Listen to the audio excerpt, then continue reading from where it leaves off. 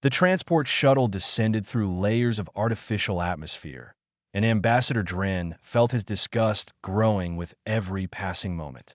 Waypoint 7 sprawled below him like a monument to human inefficiency. The station existed at the convergence of three major trade routes, valuable real estate in any rational species estimation. Yet the humans had wasted nearly a third of it on what they called residential and recreational zones. Dren's 4 eyes blinked in sequence as he reviewed the day's itinerary. Prime Administrator Lewis had insisted on a complete tour before formal negotiations could begin. The Colluvian Collective needed human cooperation for mining rights in the threshold systems, which meant enduring this tedious display of primitive organizational methods. The shuttle docked with barely a tremor. Dren unfolded his segmented body and stepped onto the landing platform where Lewis waited. The human smiled, extending his hand in that bizarre gesture they considered polite. Dren touched it briefly with one manipulator limb. "Welcome to Waypoint 7, Ambassador. I think you'll find our community quite remarkable." "I have reviewed the efficiency reports," Dren replied. "Your production metrics are adequate, though far below Colluvian standards for a facility of this size." Lewis's smile didn't falter. "Perhaps, but our people report 97% satisfaction with their quality of life.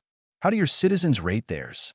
The question was impertinent, but Dren chose to ignore it. Colluvians didn't waste resources measuring something as subjective as satisfaction. They measured output, efficiency, optimization. These were concrete values that advanced civilization. The tour began in the industrial sectors, which met Dren's expectations. The humans had at least managed to organize their manufacturing facilities in a logical manner.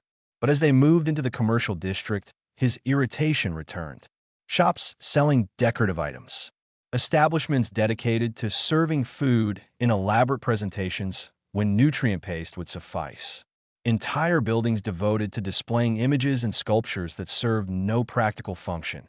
Then they reached Hoffman's Toy Emporium, and Dren stopped walking. "This is a mistake," he said flatly. "You have allocated 1,200 square meters of prime commercial space to a facility that produces recreational objects for juveniles?" Lewis gestured toward the entrance. "Why don't you meet the owner before making your assessment?" Inside, the shop exploded with color and chaos. Shelves held wooden puzzles carved into intricate shapes. Tables displayed cloth dolls with embroidered faces. Mechanical devices with gears and springs sat next to bins of simple wooden blocks. A human child sat in one corner, building an elaborate tower that served absolutely no purpose. An elderly human emerged from the back room, wiping sawdust from his hands. His hair had gone white, and his face carried the creases that came from decades of inefficient aging. Humans refused genetic optimization, another mark of their primitive thinking. "Administrator Lewis, good to see you. And you must be Ambassador Dren." The old human extended his hand. "Walter Hoffman, welcome to my shop." Dren didn't bother with the hand-touching ritual this time. "Your facility produces objects with no practical application. You consume resources and space to manufacture items that contribute nothing to productivity or advancement." Walter's expression didn't change. "Would you like to see how they're made? I carve most of the wooden pieces myself." That is precisely the problem. Manual labor producing non-functional items. Your time could be allocated to meaningful work. This is meaningful work. Walter picked up a wooden puzzle, a series of interlocking pieces that form a sphere. This teaches spatial reasoning, problem solving, patience. He handed it to Dren. Dren held it with two manipulator limbs, examining the construction. "My people receive educational modules that teach these skills with far greater efficiency. This object teaches through random trial and error, wasting time that could be spent on structured learning." "Does it work, though? Do your people learn spatial reasoning?" "Of course. We eliminated recreational learning 400 cycles ago. Our juveniles receive optimized instruction from the moment they achieve cognitive awareness." Walter nodded slowly. "And do they enjoy it?" "Enjoyment is irrelevant. They learn. They contribute. They advance our civilization." The human child in the corner squealed with delight as her tower reached her full height without collapsing. She immediately began building another, completely ignoring the educational value in favor of pure experimentation. That child is learning engineering principles through play, Walter said. She's testing weight distribution, structural integrity, balance. But she doesn't know that. She just thinks she's having fun. The learning happens naturally, without force or pressure. Inefficient, Dren stated. A proper educational module would teach those principles in a fraction of time. Maybe. But would she remember them as well? Would she want to keep exploring them? Would she develop the creativity to apply them in unexpected ways? Walter set the puzzle back on its shelf. Play isn't just about learning specific skills. It's about learning how to learn, how to imagine, how to create meaning in a universe that doesn't hand it to you. Dren's antenna twitched with annoyance. Meaning is assigned through function and purpose. Every Coluvian knows their role from juvenile classification onward. We don't waste time searching for personal meaning because we understand that individual satisfaction is less important than collective advancement. And how's that working out? Lewis interjected quietly. Your people are the most productive in the galaxy. Also, the most medicated for stress disorders. Highest rate of voluntary life termination among spacefaring species. Those are unrelated statistics taken out of context. Are they? Walter asked. He picked up a simple cloth doll, hand-stitched with a smiling face. When I was young, Earth went through a phase like yours. We try to optimize everything. Scheduled every minute of children's lives with structured learning. Eliminated free play in favor of constant productivity. He paused, memory clouding his eyes. We discovered that children raised that way grew into adults who knew how to follow instructions perfectly, but had no idea how to find joy, how to cope with uncertainty, or how to create something new. We were producing biological machines, not people. Perhaps humans require such inefficiencies due to emotional instability. Coluvians are more advanced. Walter smiled, but it was sad. Ambassador, I've been running this shop for 43 years. I've met hundreds of species. The ones who eliminate play always think they're more advanced, right up until the moment they need creativity, adaptability, or hope. Then they discover that efficiency isn't the same as resilience. Dren had heard enough. He turned to Lewis. I will be filing a formal complaint with the Galactic Council. This facility represents a misuse of resources that calls into question humanity's readiness for expanded colonization rights. If you cannot allocate space rationally, perhaps you should be restricted to your current holdings until you mature beyond such frivolous enterprises. He left the shop without another word. Behind him, he heard the human child's laughter as her second tower collapsed. The sound irritated him all the way back to his quarters. That night, Dren composed his report to the Coluvian Collective. He detailed the wasteful allocation of resources, the inefficient production methods, the dangerous philosophy of purposeless recreation. He recommended that humans be observed carefully, perhaps mentored toward more rational civilization models. That he sent the report and settled into his rest cycle, satisfied that he had performed his duty. In 3 days, his transport would arrive, and he could leave this chaotic station behind. He had no way of knowing that in 3 weeks, everything he believed would be proven catastrophically wrong. The distress signal arrived during third shift when Waypoint 7 operated with minimal staffing. Comm Officer Patricia Davies had been reviewing routine supply manifests when her console erupted with priority alerts. She nearly dropped her water bottle, reaching for the emergency response panel. Control, this is Davies. I'm receiving a multi-ship distress call on emergency frequencies. Translating now.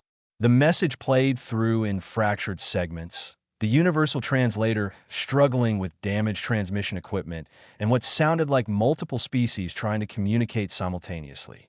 Words like consumed and nothing left and the children won't wake filtered through the static. Davies routed the call to Administrator Lewis's private line. Within 20 minutes, every available docking bay on Waypoint 7 had been cleared and prepared for emergency arrivals. Medical teams assembled in the reception halls. Temporary housing facilities powered up for the first time since construction. The refugee convoy limped into visual range 3 hours later. 17 ships of varying designs, none built for long-distance travel. These were cargo haulers, personal transports, even what looked like a converted mining vessel. All showed signs of hasty departure and hard travel. The lead ship identified itself as Thyrani, which surprised Davies. The Thyrani Collective was a major power in the Outer Veil, known for their military precision and rigid social structure. They didn't flee. They didn't ask for help. The first refugees disembarked in orderly lines despite their obvious exhaustion. The Thyrani adults moved with mechanical efficiency, their insectoid bodies clicking softly as they processed through medical screening and documentation. But something was fundamentally wrong with them. Davies had met Thyrani before. They normally carried themselves with purpose, every movement deliberate and meaningful. These refugees moved like automatons following programming without comprehension. Then she saw the children, and her breath caught. They weren't moving at all. Adult Thyrani carried them or guided them with gentle manipulator limbs. The young ones stared at nothing with their compound eyes, bodies completely unresponsive. Medical scanners showed normal vital signs, but the children might as well have been in comas for all the awareness they displayed. A doctor, Ramon Santos, ran every test his medical bay could perform. Neural activity normal. Physical health acceptable considering their travel conditions. No toxins, no pathogens, no injuries that could explain the complete catatonia. He finally approached the Thyrani elder, a scarred individual named Thress who seemed to be organizing the refugee groups. "I can't find anything physically wrong with them," Santos admitted. "But they're not responding to any stimuli. It's like they've completely withdrawn inside themselves." Thress's antenna drooped, a sign of profound grief in Thyrani body language. "Your instruments cannot measure what we have lost, human doctor. Our worlds are gone, not just destroyed, consumed." The silence came and left nothing but empty planets. No life, no purpose. "I don't understand. You escaped. You survived. Why are the children like this?" "Because they had not yet received their life purpose." Thress gestured to the catatonic young ones. In Thyrani culture, juveniles are raised communally until they reach maturation. Then, they undergo classification and receive their role in society. Warrior, builder, scholar, nurturer. Everything we are exists in the context of our purpose. Santos began to understand, and the realization horrified him. But the consuming silence destroyed your civilization. There are no roles to fill. Exactly. The adults can force themselves to function. We remember our purposes even if they no longer exist. We can pretend, can go through motions. But the children, Thress's voice carried a clicking sound that the translator rendered as profound sorrow. They have no framework for existence without assigned meaning.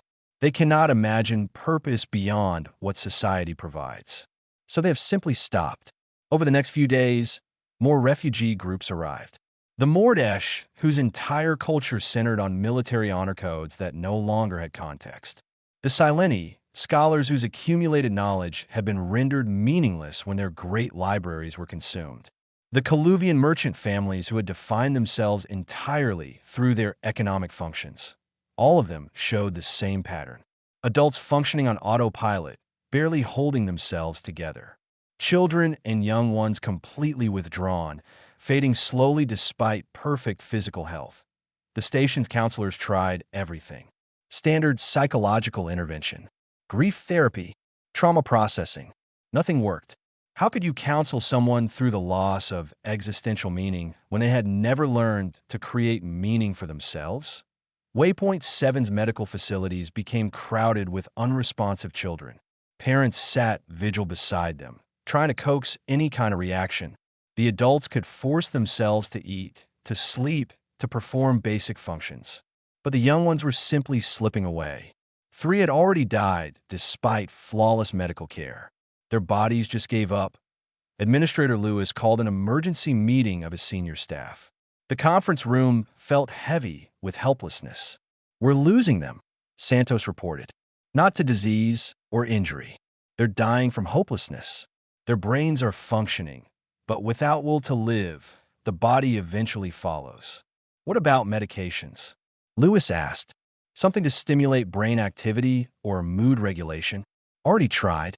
It doesn't address the root cause. They don't need chemical intervention. They need a reason to engage with reality. Santos rubbed his eyes. We're watching an entire generation die because they can't imagine existence without externally assigned purpose. Security Chief Okonkwo spoke up. The adult refugees are starting to deteriorate too. They're going through the motions, but I see it in their eyes. They're asking themselves why they should bother. What's the point of surviving if everything they were is gone? The meeting continued for 2 more hours without reaching any useful conclusions. As it broke up, Lewis stood at the observation window, watching the station's commercial district. Down there, human children played in the parks. Adults laughed in restaurants. Life continued with all its messy, purposeless, beautiful chaos. His gaze landed on the toy shop, brightly lit even in the station's artificial night cycle. Through the window, he could see Walter Hoffman working at his bench, carving another wooden puzzle that served no practical purpose whatsoever. An idea formed, almost too strange to voice. But with dozens of children dying from lack of hope, strange ideas were all they had left. Lewis pulled out his communication device and sent a message to Walter Hoffman. The reply came back within minutes, just 3 words. I'll be there. The next morning, Walter arrived at the refugee medical facility pulling a wheeled cart loaded with wooden puzzles, cloth dolls, building blocks, and wind-up mechanical toys. He wore his usual work apron, pockets full of sawdust and paint stains. Doctor Santos met him at the entrance, looking skeptical and desperate in equal measure. Administrator Lewis explained his idea. I'll be honest, I think this is a long shot. These children need psychiatric intervention, not toys. Walter smiled gently. Doctor, I've been making toys for 43 years. I've seen what play can do for children who've lost everything. Let me try. Santos led him to the pediatric ward where 24 unresponsive children lay in medical beds or sat propped in chairs. Thyrani juveniles with their compound eyes staring at nothing. Young Mordesh, who should have been practicing combat forms, but instead sat motionless. Sileni children who possessed the capacity for genius, but had retreated completely inside themselves. Walter set his cart beside the nearest bed and began to work. Walter sat cross-legged on the floor beside a young Thyrani named Sisk. The juvenile's compound eyes showed no recognition of his presence. Breathing remained steady, but everything else about Sisk suggested absence rather than presence.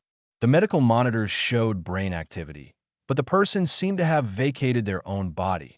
From his cart, Walter retrieved a simple wooden puzzle he had carved 3 weeks ago. 12 geometric shapes painted in bright primary colors, each designed to fit through corresponding holes in a wooden board. The kind of toy human children mastered around age 2. Deliberately simple, deliberately achievable. He worked the puzzle slowly in front of Sisk, narrating his actions in a quiet voice. This circle goes in a round hole. See how it fits? Now the square. Has to turn it to find the right angle. There we go. He dumbled the pieces back out and started again, making small intentional mistakes. Triangle doesn't go in the square hole. Let's try a different one. Dr. Santos watched from across the room, arms crossed. 3 Thyrani adults stood nearby, Sisk's parents and a community elder. They looked offended, though their species' body language made it difficult for humans to read precisely. The elder clicked her mandibles sharply. This is an insult, human. Our child suffers from existential collapse, and you offer infant toys? Sisk was destined for the engineering caste. These simple shapes are beneath even our youngest learners. Walter didn't look up from the puzzle. I mean, no disrespect. But right now, Sisk isn't an engineering cast member. Sisk is a child who has forgotten how to interact with the world. We have to start with the basics. We should be providing neural restructuring, purpose reassignment therapy, social role counseling. Has that worked for any of the children? Silence answered him. Walter completed the puzzle again, then deliberately scattered the pieces across the floor near Sisk. One piece rolled against the Thyrani child's manipulator limb. Nothing happened for 3 minutes. Then 5. Then, Tenant Santos was about to suggest they try a different approach when Sisk's limb twitched. Just barely.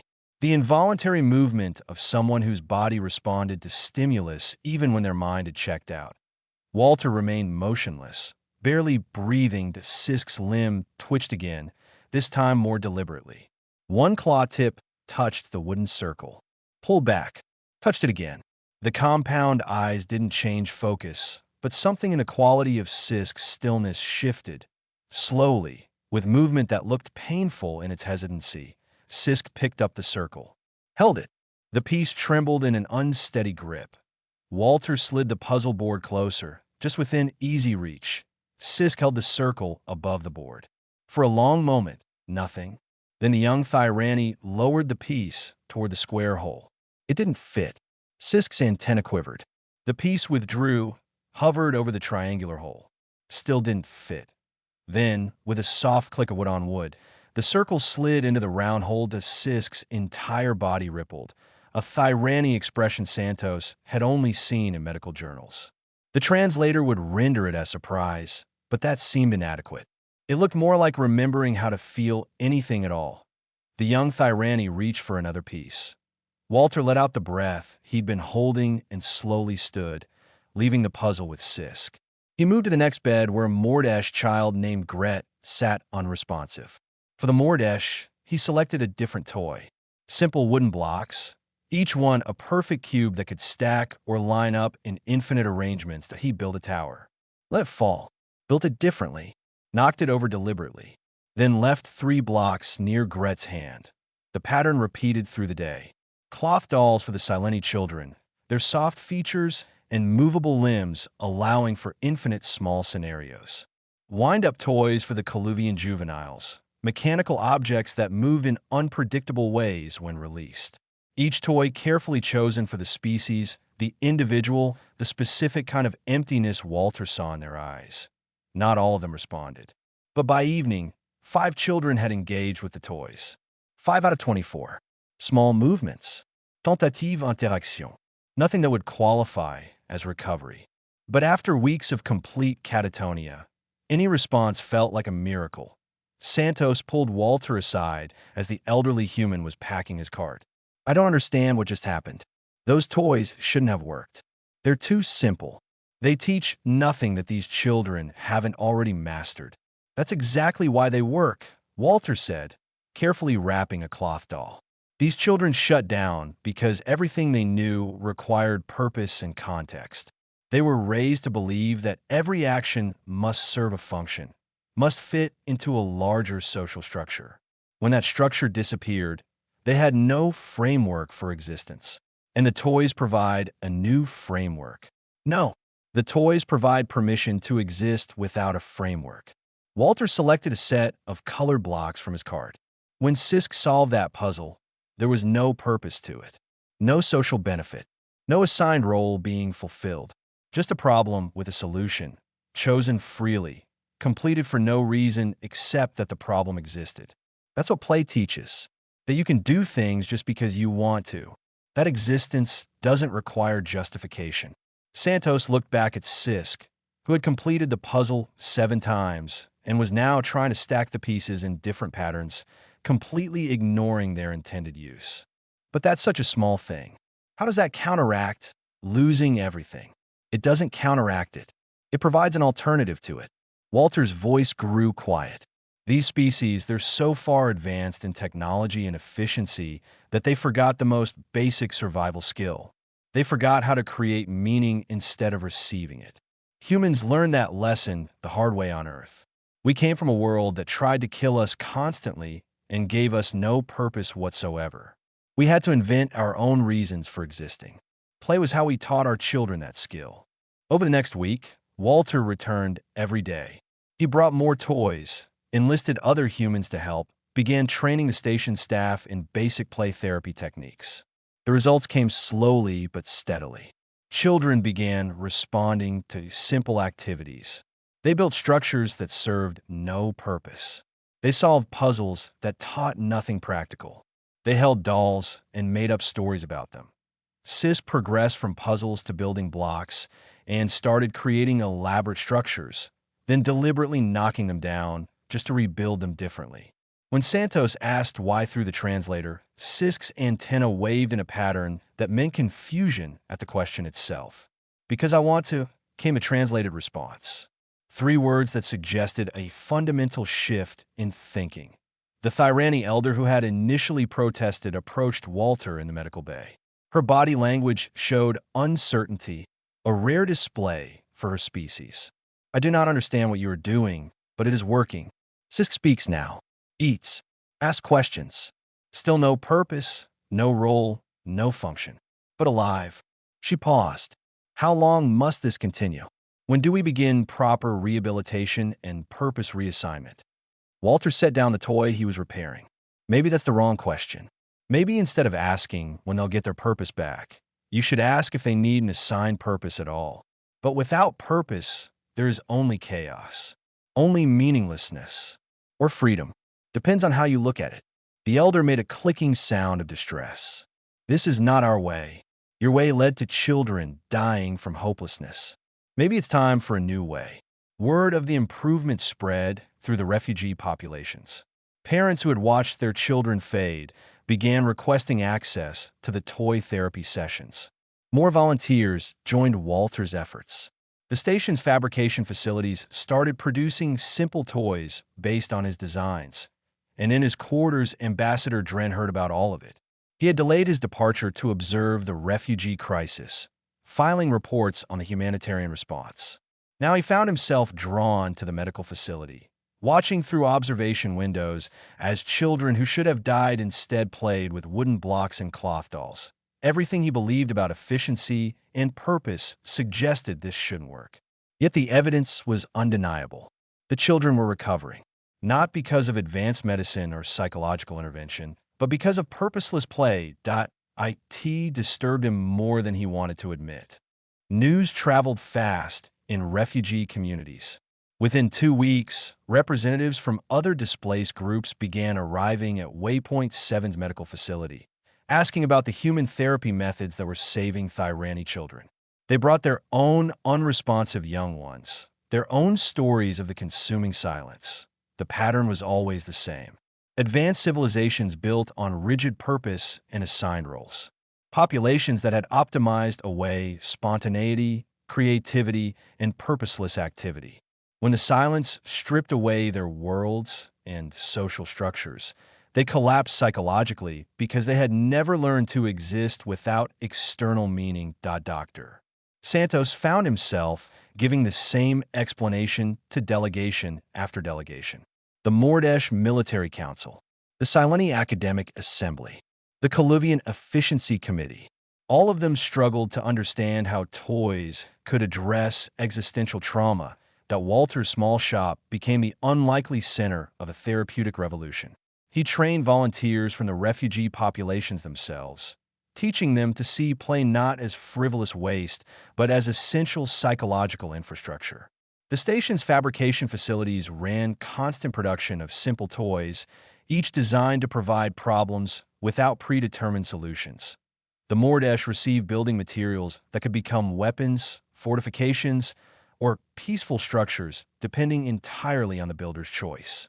The Sileni got pattern blocks that could form thousands of geometric arrangements with no single correct answer. The Coluvian children worked with wind-up mechanisms that required experimentation to understand, each toy behaving slightly differently. Results came in daily reports that Santos compiled for the Galactic Council's Humanitarian Oversight Committee. 70% of children showing engagement within the first week. 50% achieving verbal communication within 2 weeks. 20% returning to near-normal function within a month. The numbers were unprecedented for psychological trauma intervention. But they only told part of the story. Santos walked through the converted recreation facility that now served as the main play therapy center. Dozens of children from different species sat in groups, playing together in ways that transcended language barriers. A young Thyrani and a Mordesh child collaborated on a tower made from mismatched blocks. Three Sileni juveniles had created an elaborate pattern on the floor using colored stones, then invited a Coluvian to add their own contribution in assign purposes.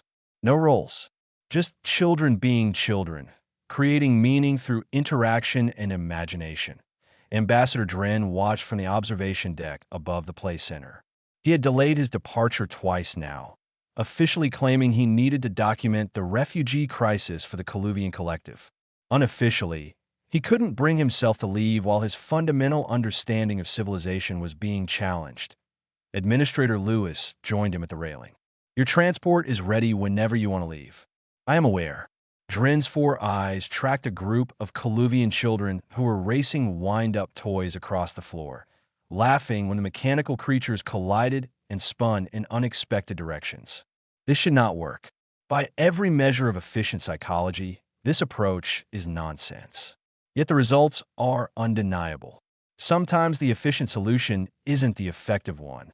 I have been reviewing historical records, Dren continued. The Coluvian Collective eliminated purposeless recreation 347 cycles ago. It was considered a breakthrough in social optimization. We reallocated all time previously spent on play toward educational enhancement and productivity training. Our efficiency metrics improved by 32%. And your suicide rates? Dren's antenna twitched. That is classified information. Is it? Because I pulled public health data from the Galactic Census Bureau. Coluvian self-termination rates have increased by 400% since your optimization program began. Your species also leads the galaxy in stress-related medical interventions, social isolation disorders, and something your doctors call purpose exhaustion syndrome. You are oversimplifying complex data. Am I? Lewis gestured to the play center below. Look at those Coluvian children. 3 weeks ago, they were catatonic. Now they're playing, laughing, inventing games. They're not more efficient than your adult population, but they're a lot happier.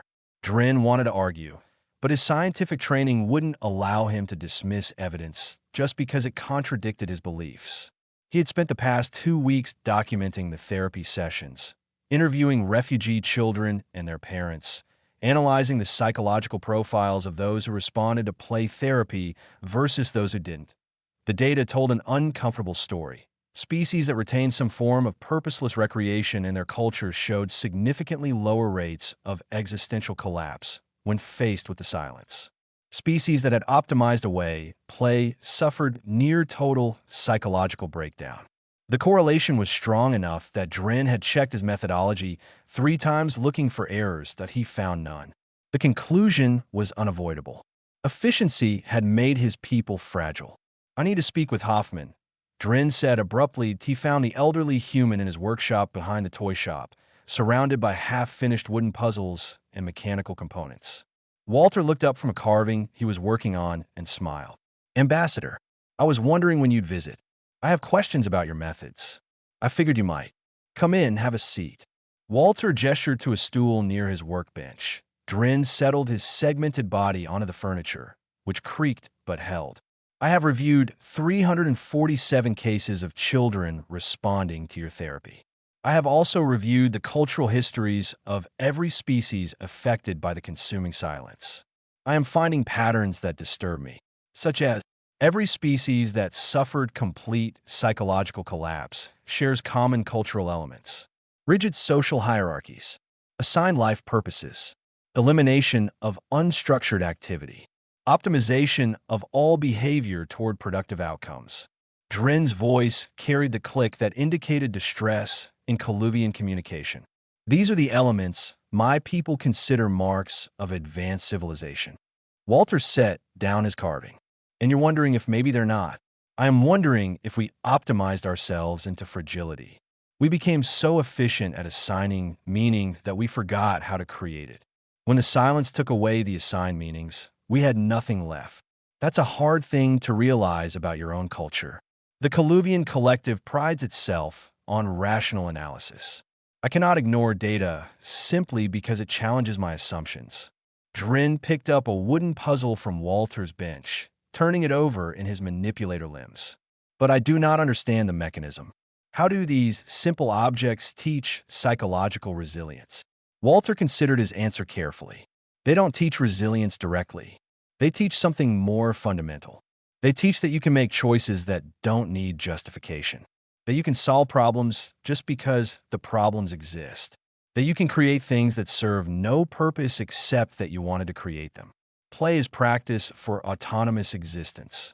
But civilization requires structure, roles, purposes, sure, but those should be chosen, not assigned. When you give a child a puzzle, they choose to solve it. When you give them blocks, they choose what to build. Nobody tells them they have to. Nobody evaluates their performance. Nobody assigns meaning to the outcome. They're learning that they have the power to create their own meaning. That's the skill that lets you survive when everything else is taken away. Drin, set the puzzle down. My people would call that chaos. Your people would rather die than face uncertainty. I've read your psychological profiles.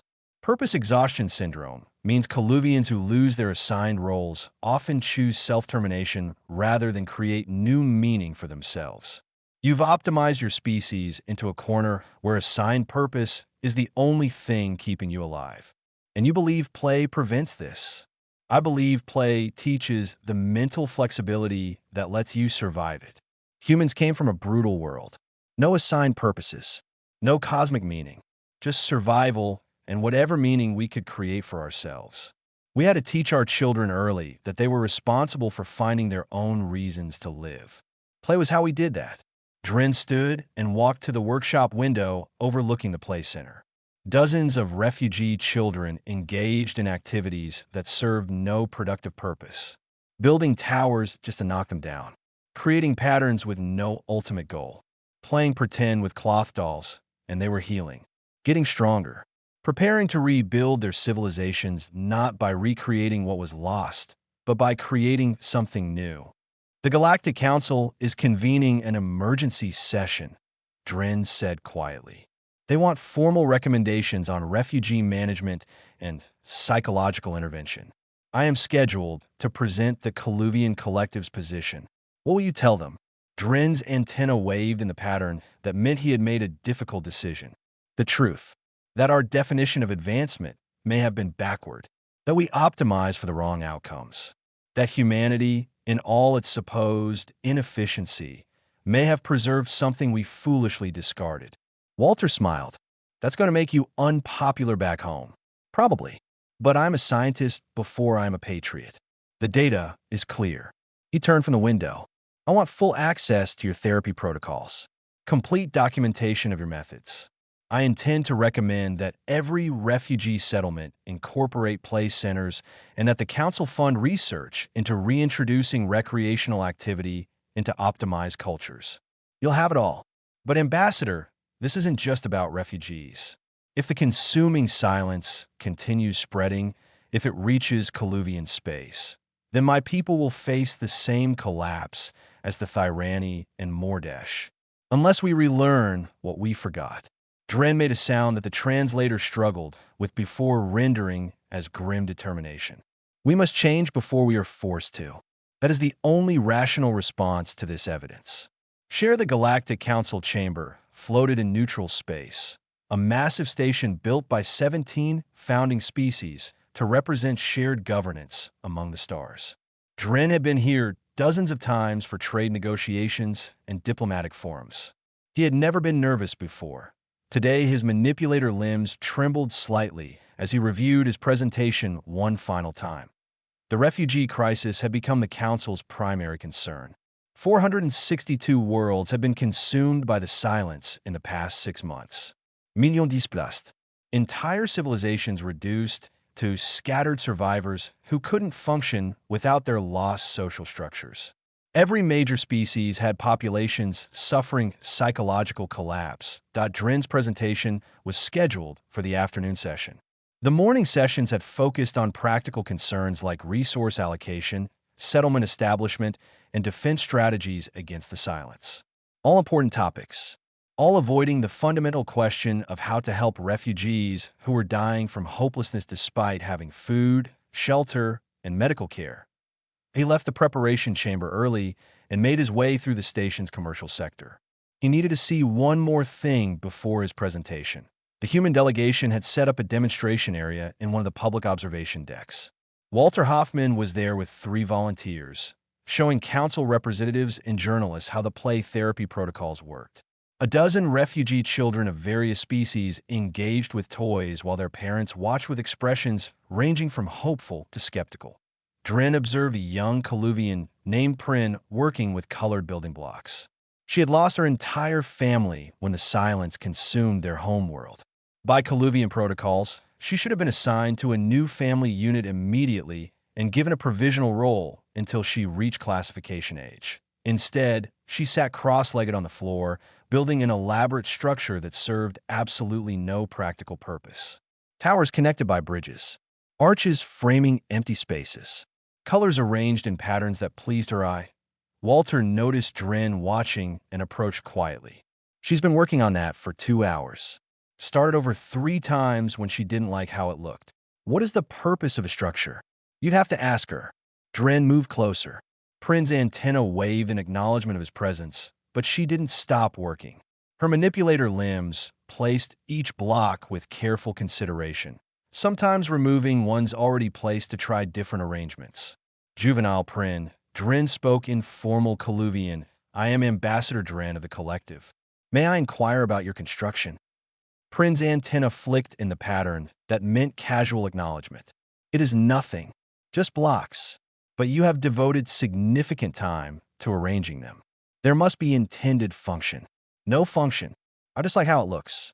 She added another block, studied the effect, then moved it to a different position. The colors are nice when they go like this. But what will you do with the structure once completed?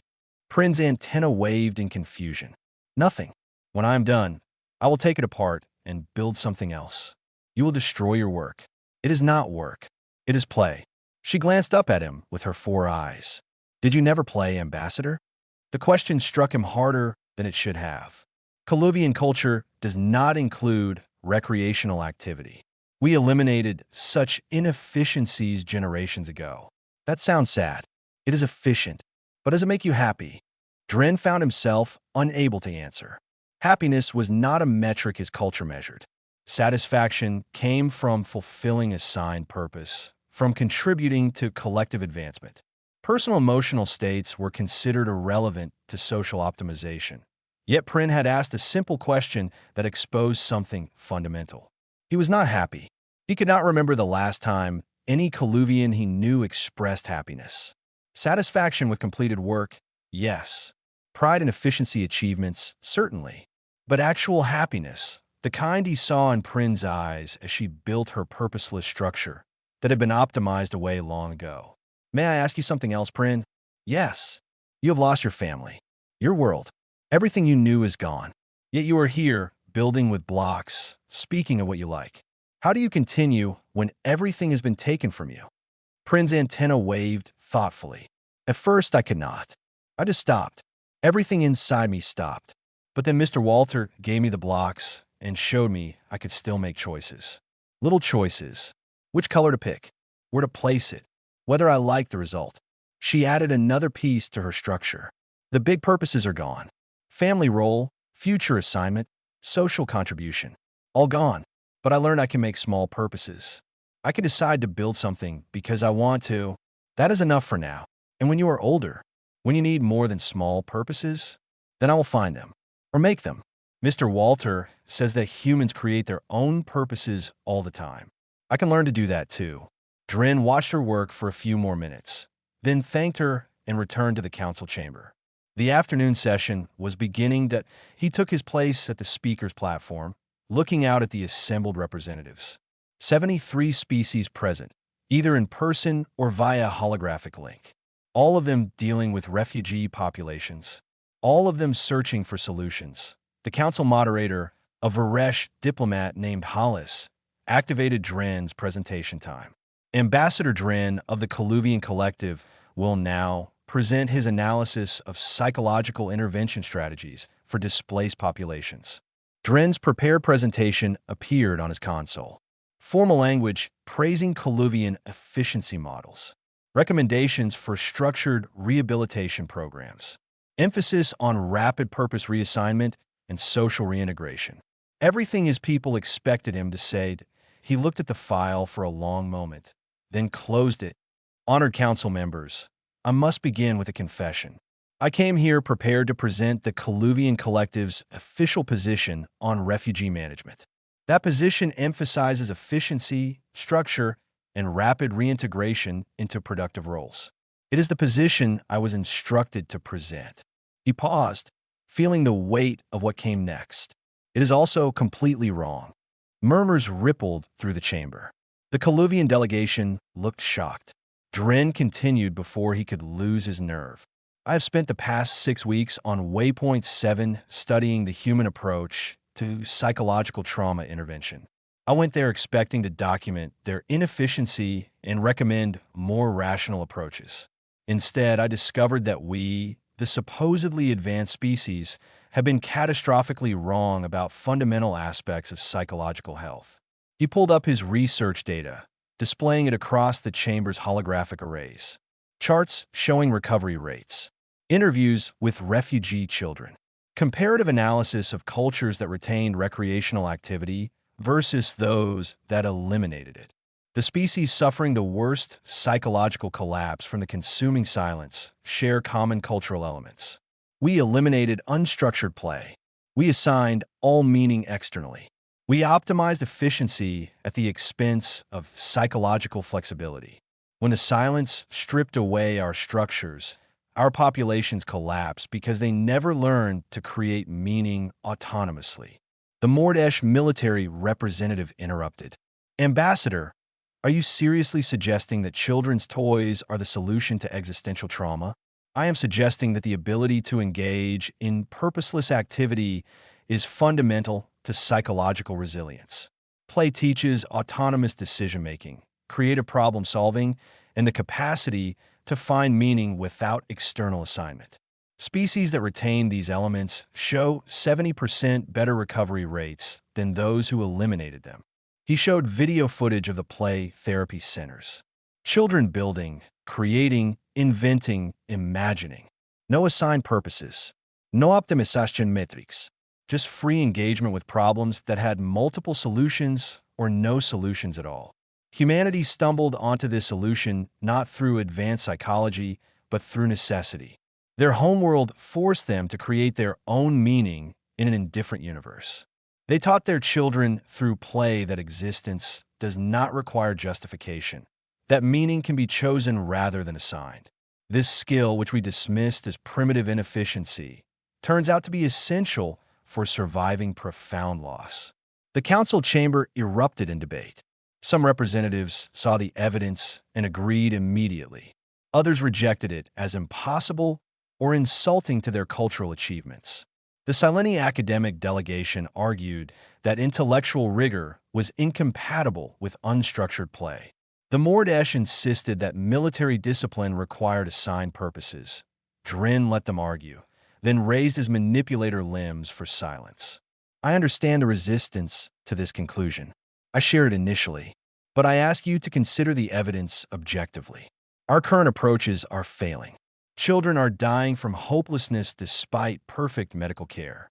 Adults are choosing self-termination rather than face existence without assigned meaning. We can continue our current path and watch our civilizations crumble psychologically even as we maintain technological superiority. He pulled up his final slide. Or we can learn from humanity. We can reintroduce purposeless recreation. We can teach our children that they have the power to create their own meaning. We can build psychological resilience before the silence reaches our core worlds. Because make no mistake, it is spreading. And when it arrives, the question will not be whether we can defend our planets. The question will be whether we can defend our minds. Share 6 months after Dren's presentation to the Galactic Council, Waypoint 7 had transformed beyond recognition. The small human colony station now served as the primary hub for refugee psychological rehabilitation, drawing displaced populations from across known space. Walter Hoffman's toy shop no longer existed as a single location. The original building still stood in the commercial district, but it had become the center of an entire neighborhood dedicated to play therapy and recreational relearning. Workshops where refugees crafted toys from their own cultural traditions. Training centers where volunteers learned intervention techniques. Research facilities studying the psychological mechanisms that made play therapeutic. The changes went far beyond one station. The Galactic Council had voted to implement play-based therapy protocols across all refugee settlements, though the vote had been contentious. 43 species supported the measure. 27 opposed it. 3 abstained. But the evidence was strong enough that even opponents agreed to pilot programs. Results came faster than anyone expected. Refugee populations with access to play centers showed 85% psychological recovery rates within 3 months. Settlements without such access continue to struggle with catatonia, depression, and self-termination. The data was clear enough that even skeptical species began requesting human advisors to doctor. Santos walked through what had once been a cargo bay and now served as the main therapeutic complex. Hundreds of refugees engaged in various activities. Thyrani adults relearning how to experience joy through simple games. Mordesh soldiers discovering that creativity didn't undermine discipline. Sileni scholars finding that imagination enhanced rather than contradicted intellectual rigor. The complexity of trauma recovery still required professional intervention, but play provided the foundation that made other therapies effective. It gave people permission to exist without justification, to make choices without assigned purposes, to create meaning rather than receive it. Santos found Walter in the woodworking area, teaching a mixed group of refugees how to carve simple puzzles. The elderly human's hands showed the tremors of advancing age, but his voice remained steady as he demonstrated proper tool technique. The council wants to expand operations, Santos said. They're proposing 12 new play therapy hubs across the refugee routes. They want you to oversee the program. Walter smiled without looking up from his carving. I'm 83 years old, Ramon. I can barely manage this station. They need someone younger. They need someone who understands a philosophy, not just the techniques. Then they need to train people who understand both. This can't depend on one person. That's the whole point of what we're teaching. Autonomous meaning-making. Self-directed purpose. If it all requires my presence, we've failed. A Thyrani adult named Kells approached their workspace, manipulator limbs holding a carved wooden bird. The craftsmanship was rough, but showed genuine effort and creativity.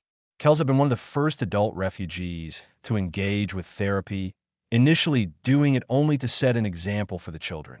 Now the carved birds filled a shelf in Kells's quarters.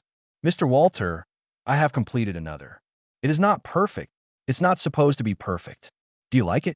Kells's antenna waved in the pattern that meant thoughtful consideration. Yes, I like the wings. They are too large, anatomically incorrect. But I like how they look. And it's exactly right. After Kells returned to the carving station, Santos shook his head in wonder. 3 months ago, Kells couldn't explain personal preference. The concept didn't exist in Thyrani psychology. Everything was functional assessment. Now look, the capacity was always there. It just got buried under generations of optimization. Walter set down his tools and stretched his back. Any word from the Coluvian delegation? Drin sends regular updates. It's not going well for him personally. The collective officially censured him for his council presentation. He's been removed from diplomatic service. That's unfortunate. Not entirely. He's using the forced retirement to open a Coluvian cultural rehabilitation center, teaching efficiency-raised adults how to engage in purposeless activity. Apparently, he's facing enormous resistance from traditionalists, but getting support from younger Coluvians who see the psychological fragility in their culture. Walter nodded. Change always starts with the ones willing to be uncomfortable. The question is whether they'll move fast enough. The question haunted everyone involved in refugee work. The consuming silence continued its advance through the galaxy. 17 more worlds had fallen in the past month. Projections suggested it would reach the core systems within 2 years unless something stopped it. Nobody knew what the silence actually was. No scientific analysis could measure it. It simply appeared and consumed, leaving dead planets in its wake. Some theorized it was a weapon. Others thought it might be a natural phenomenon. A few suggested it was something beyond current understanding entirely. But whatever it was changing the galaxy in unexpected ways. Species that had optimized themselves into rigid efficiency were being forced to rediscover flexibility. Cultures built on assigned meaning were relearning how to create it autonomously. The silence destroyed worlds, but the response to it was rebuilding civilizations at a fundamental level. Rita Chun, one of Walter's earliest students in play therapy, found him later that evening in his workshop. She carried a prototype of a new toy design, a puzzle box that adapted its difficulty based on user interaction. The fabrication team wants approval to start production. We think this could work for species that need more complex challenges. Walter examined the design. It's good work. But remember, complexity isn't always better. Sometimes the simplest toy teaches the deepest lessons. I know, but some species are further along in recovery. They need progression, challenge, growth. Fair point. Approve it for pilot testing. He paused. How are you doing, Rita? Really doing? She had arrived at waypoint 7 4 months ago, fleeing the silence with nothing but memories of her home world. She rarely talked about it, throwing herself into work instead. Some days are harder than others, she admitted. I dream about home, wake up thinking I can go back. Then I remember there's nothing to go back to. That's normal. Grief doesn't follow schedules. The work helps. Teaching others, seeing them recover. It gives me purpose. She caught herself and smiled. Chosen purpose. Self-directed meaning. I've been listening to your lessons. Good. Because I'm getting old, and someone needs to carry this forward when I'm gone. Don't talk like that. It's realistic. I've got maybe another 10 good years if I'm lucky. This movement needs to outlive me. It needs people like you who understand both the trauma and the healing.